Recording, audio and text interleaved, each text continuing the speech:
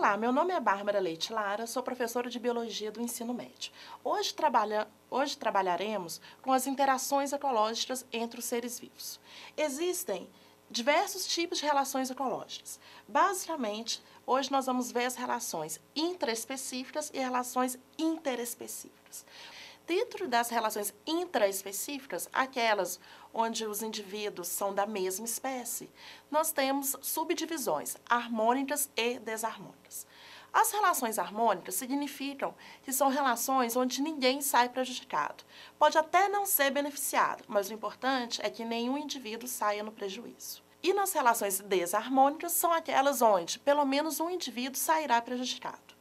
Como relações intraespecíficas harmônicas, nós teremos colônia e sociedade. No caso da sociedade, os indivíduos são organizados e divididos em castas. Ou seja, tem uma certa divisão de trabalho, porém não tem união física. É o caso de abelhas e cupins. Outro exemplo são as colônias, onde já tem uma certa união física e não tem divisão de trabalho. Cada indivíduo vive por si só. É o caso dos corais. Como relações desarmônicas, temos dois exemplos importantes, no caso do canibalismo e a competição.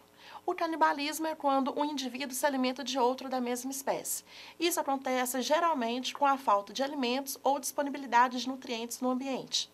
No caso da competição, são organismos que são da mesma espécie, ou seja, têm o mesmo nicho ecológico e o mesmo hábitat. Dessa forma, eles vão ter uma disputa por território, alimento e até mesmo por parceiros sexuais.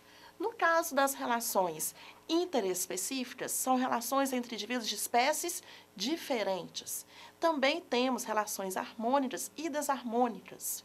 Como relações desarmônicas, temos 4 exemplos de interespecíficas, que vão ser o parasitismo, onde o indivíduo retira nutrientes de outra espécie, que é o caso de um carrapato ou de um verme.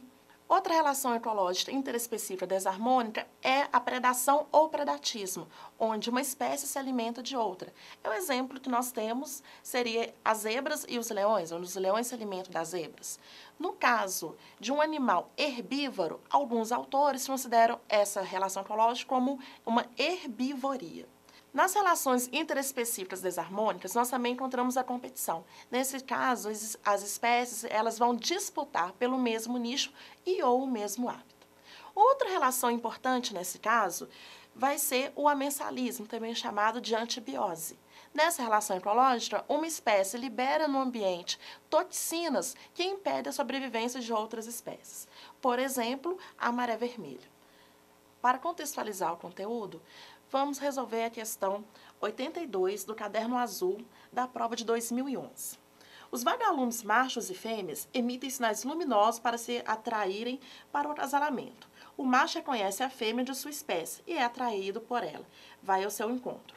Porém, existe um tipo de vagalume, o Photuris, cuja fêmea engana e atrai os machos de outro tipo, o Photinus, fingindo ser desse gênero. Quando o macho Photino se aproxima da fêmea Photuris, maior que ele, é atacado e devorado por ela. A relação descrita no texto entre a fêmea do gênero Photuris e o macho do gênero Photinus é um exemplo de...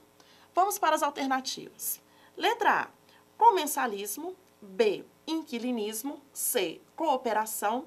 D, predatismo. E letra E, mutualismo. Analisando as alternativas dadas, comensalismo. Comensalismo, como nós já falamos, é a relação onde o indivíduo se alimenta de restos de outra espécie. Dessa forma,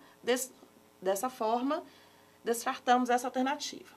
Inquilinismo, uma espécie utiliza a outra como moradia, também sem causar nenhum prejuízo. Letra C, cooperação. Uma espécie ajuda a outra, porém elas vivem separadas. Predatismo, quando uma espécie se alimenta de outra. E o mutualismo, quando uma espécie ajuda a outra e elas não vivem separadas. Como resposta certa, podemos marcar a letra D, predatismo. E além de ser também a única relação desarmônica interespecífica dentre as alternativas citadas. Bem, pessoal, espero que tenha aproveitado a aula de hoje. Até um próximo momento. Tchau!